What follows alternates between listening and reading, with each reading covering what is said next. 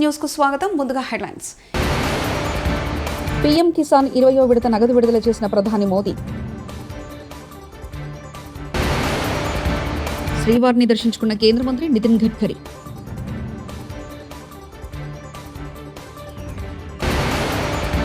పొలంలో దిగి వరి నాట్లు వేసిన మంత్రి అనిత. రేవంత్ రెడ్డి జ్ఞాని అయితే మహేష్ కుమార్ గౌడ్ బ్రహ్మజ్ఞాని జగదీష్ రెడ్డి. ప్రధానమంత్రి నరేంద్ర మోదీ వారణాసి నుంచి పీఎం కిసాన్ సమ్మాన్ నిధి వచ్చిన 20వ విడత మొత్తాన్ని విడుదల చేశారు. సేవాపురిలోని బౌననిలో జరిగిన కార్యక్రమంలో ఈ విడతను అధికారికంగా రిలీజ్ చేశారు. ఈసారి దేశవ్యాప్తంగా 9.7 కోట్ల మంది రైతులు బ్యాంకు ఖాతాలోకి నేరుగా 20,000 కోట్లు బదిలీ అయ్యాయి. वैश्विक हालातों पर भी ले जाना चाहता हूं. आज दुनिया की अर्थव्यवस्था कई आशंकाओं से गुजर रही है. अस्थिरता का माहौल है. ऐसे में दुनिया के देश अपने अपने हितों पर फोकस कर रहे हैं. अपने अपने देश के हितों पर ध्यान केंद्रित कर रहे हैं. भारत भी दुनिया की तीसरी सबसे बड़ी अर्थव्यवस्था बनने जा रहा है. इसलिए भारत को भी अपने आर्थिक हितों को लेकर सजग रहना ही है. हमारे किसान, हमारे लघु उद्योग, हमारे नौजवानों के रोजगार, इनका हित हमारे लिए सर्वोपरि है. सरकार इस दिशा में हर प्रयास कर रही है, लेकिन देश के नागरिक के रूप में भी हमारे कुछ दायित्व है. और ये बात सिर्फ मोदी नहीं, हिंदुस्तान के हर व्यक्ति ने दिन में हर पल बोलते रहना चाहिए, दूसरे को कहते रहना चाहिए. जो देश का भला चाहते हैं, जो देश को तीसरे नंबर की इकोनॉमी बनाना चाहते हैं, ऐसा कोई भी राजनीतिक दल हो, कोई भी राजनेता हो, उसने अपने संकोच को छोड़ करके देश हित में हर पल, हर बार, हर जगह देशवासियों के अंदर एक भाव जगाना होगा.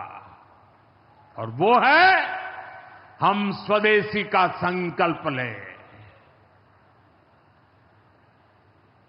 अब हम कौन सी चीजों को खरीदेंगे, कौन से तराजू से तोलेंगे? मेरे भाइयों बहनों, मेरे देशवासियों, अब हम कुछ भी खरीदें तो एक ही तराजू होना चाहिए. हम उन चीजों को खरीदेंगे जिसे बनाने में किसी न किसी भारतीय का पसीना बहा है. और जो चीज భారత్ के लोगों द्वारा बनी है. తిరుమల శ్రీవారిని కేంద్ర మంత్రి నితిన్ గడ్కరీ దర్శించుకున్నారు. శుక్రవారం రాత్రి తిరుమలకు చేరుకున్న ఆయన గాయత్రి నిలయంలో బస చేశారు. శనివారం ఉదయం వీఐపీ ప్రారంభ విరామ దర్శన సమయంలో కుటుంబ సభ్యులతో కలిసి ఆయన స్వామివారి సేవలో పాల్గొన్నారు. తిరుమల తిరుపతి దేవస్థాన అదనపు ఈవో వెంకయ్య చౌదరి గడ్కరీకి స్వాగతం పలికి దర్శన ఏర్పాట్లు చేశారు. అనంతరం ఆలయంలోకి వెళ్లిన నితిన్ గడ్కరీ దంపతులు స్వామివారిని దర్శించుకుని మొక్కులు చెల్లించుకున్నారు. దర్శనానంతరం రంగనాయకుల మండపంలో వారికి పండితులు ఆశీర్వచనం చేయగా అదనపు ఈవో వెంకయ్య చౌదరి స్వామివారి తీర్థప్రసాదాలు అందజేశారు.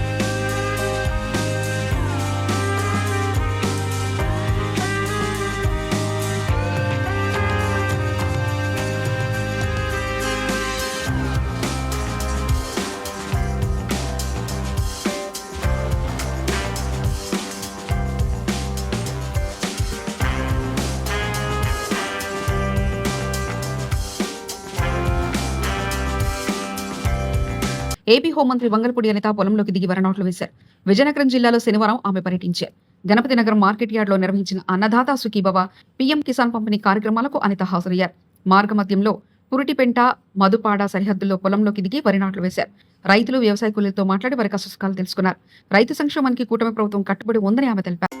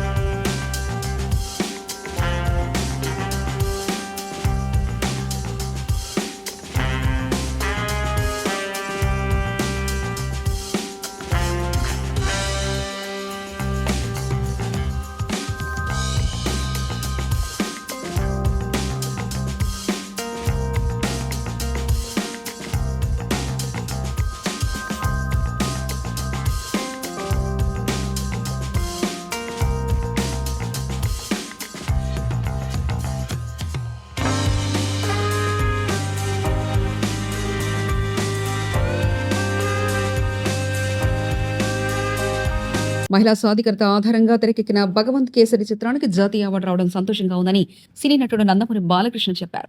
తాను నటించిన సినిమాలో సమాజానికి ఉపయోగపడే మంచి సందేశాలున్నాయని స్పష్టం చేశారు.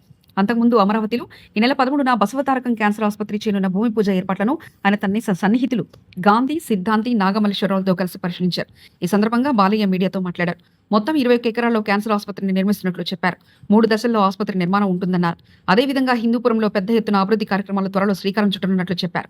భారీ ఎత్తున పరిశ్రమలు, అంతర్రాష్ట్ర రహదారుల నిర్మాణాలు చేపడుతున్నామన్నారు. కొన్ని అడ్డంకులు, లేకపోతే పిల్లలే తల్లిదండ్రులు చెప్పడానికి ఒక భయం, అటువంటి తరుణంలో సినిమా రావడం కనువిప్పు కలిగించింది అందరికి. పిల్లలకు గాని, తల్లిదండ్రులకు గాని వాళ్ళ బాధ్యత, వాళ్ళే తీసుకెళ్లి సినిమా పిల్లలు చూపించి ఎంతో ఒక చైతన్యం తీసుకురావడం జరిగింది. చూస్తున్నాం సమాజంలో ఎన్నో జరుగుతున్నాయి. ఎంతో మంది ఇప్పుడు క్యాన్సర్ ఉంది, మా క్యాన్సర్ హాస్పిటల్ ఉంది. చాలా మంది కూడా ఇప్పుడు బ్రెస్ట్ క్యాన్సర్, ఇవన్నీ ఏంటంటే కొంచెం ఖర్చుతో అలాగే సిగ్గుతో వీటన్నిటితో కూడుకున్నాం. ఎందుకంటే సెల్ఫ్ ఎగ్జామినేషన్ ఇవన్నీ మేము క్యాంప్స్ నిర్వహిస్తుంటాం, సిఎంఈ క్యాంప్స్ పెడుతుంటాం. సో 2 మొబైల్ క్లినిక్స్ ఉన్నాయి మన దేశంలోనే. ఒకే ఒక క్యాన్సర్ హాస్పిటల్ ఏదైతే మొబైల్ క్లినిక్ లో మనకి మెమోగ్రఫీ ఉంది, బ్రెస్ట్ క్యాన్సర్ స్క్రీనింగ్, అలాగే ఎక్స్రే ఉంది, అల్ట్రాసౌండ్ ఉంది. ఇప్పుడు మూడోది కూడా ఇప్పుడు స్టార్ట్ చేయబోతున్నాం, 3వ మొబైల్ క్యాంప్ కూడా. అంటే జనంలో బాగా ఒక అవగాహన తీసుకురావడం కోసం, అవగాహనతో పాటు వాళ్ళు ఒక ధైర్యం ఉంది. మాకు ఒక బసవతారకం క్యాన్సర్ హాస్పిటల్ ఉంది. ఇప్పటికే మంచి బ్రాండ్. మనం ఇవాళ దేశంలోనే ఎన్నో అవార్డులు పొందాం మనం జాతీయ స్థాయిలో. కొన్ని విషయాల్లో మేము పాటిస్తున్న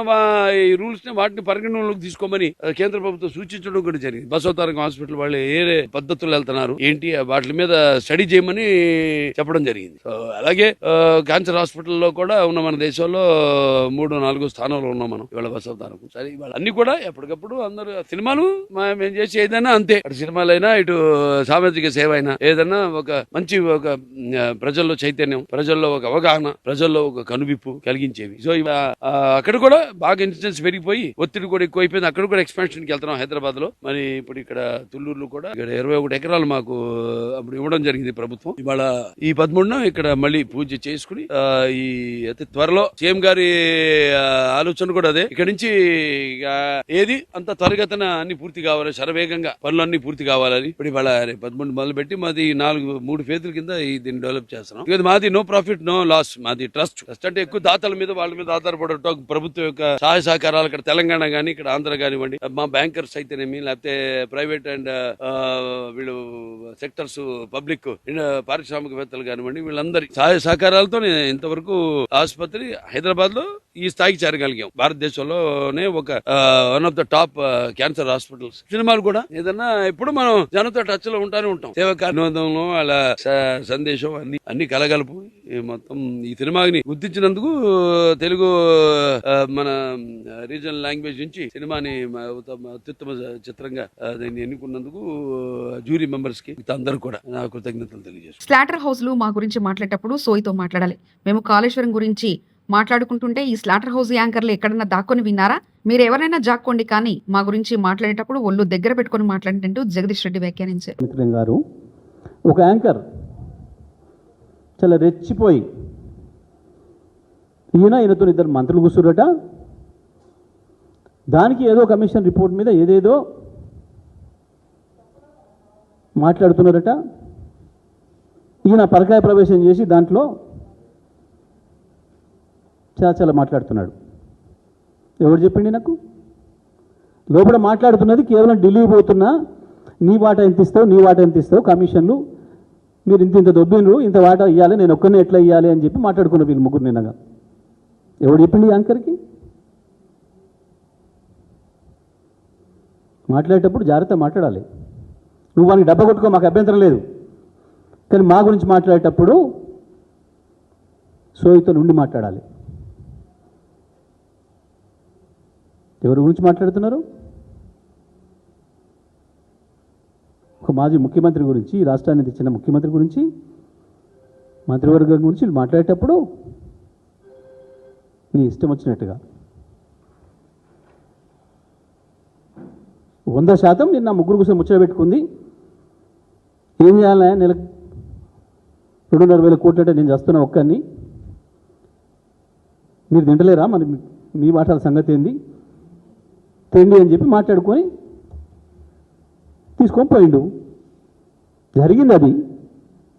ఈయన లోపడంగా పోయి చూసి వచ్చినట్టు, కిటికీల నుంచో వెంటిలేటర్ నుంచో దీనికి విన్నట్టు, వింటే రాసుకోను. కానీ బీఆర్ఎస్ గురించి, గత ప్రభుత్వం గురించి మాట్లాడేటప్పుడు, రాసేటప్పుడు జాగ్రత్తగా ఉండాలి. పీఎం కిసాన్ 20వ విడత నగదు విడుదల చేసిన ప్రధాని మోదీ శ్రీవారిని దర్శించుకున్న కేంద్ర మంత్రి నితిన్ గడ్కరీ.